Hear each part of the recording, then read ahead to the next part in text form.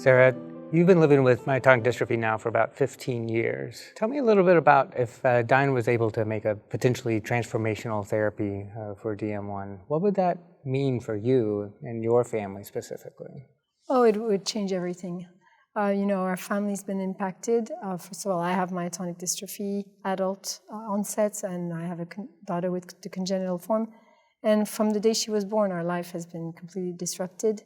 From the get-go, it was speech therapy, occupational therapy, physical therapy, all these appointments, medical, hospitalization, surgeries. Anything to change that would be amazing. Can I ask you a question? I'm curious, why myotonic dystrophy? There are so many different, diseases out there.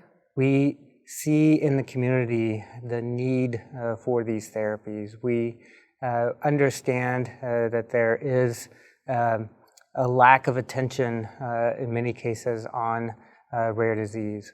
Myotonic dystrophy has been studied for a long time.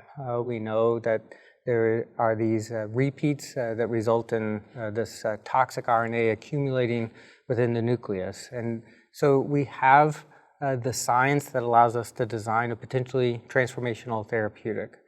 Because of the emerging science, because of the understanding of the disease, many companies, including Dyne, are very interested in myotonic dystrophy.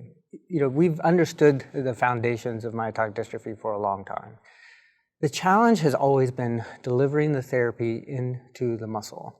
What Dyne has been able to do preclinically is develop the means for bringing that therapy into the muscle. Wow, it's amazing.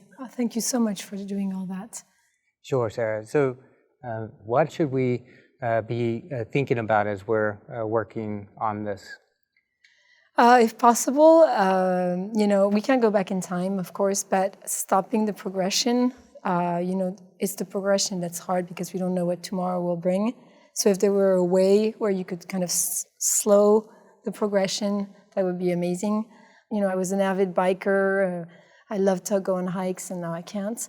Also, for me, the most debilitating new symptom that I live with is the daytime fatigue, the sleepiness, cognition, focus, try to focus on quality of life. And if possible, stop the progression. That would be amazing.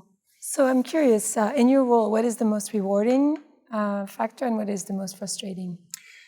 Yeah, Sarah, these clinical development programs, they can take time.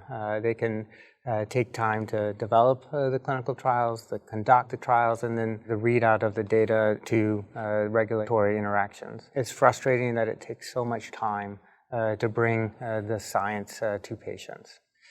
The reward is seeing these potentially transformational therapies and how they can impact patients. That's what drives us, that's what keeps us focused, and it is absolutely what we intend to do. Thank you so much. It means so much to, my family and also the community at large. We're stronger together. Exactly.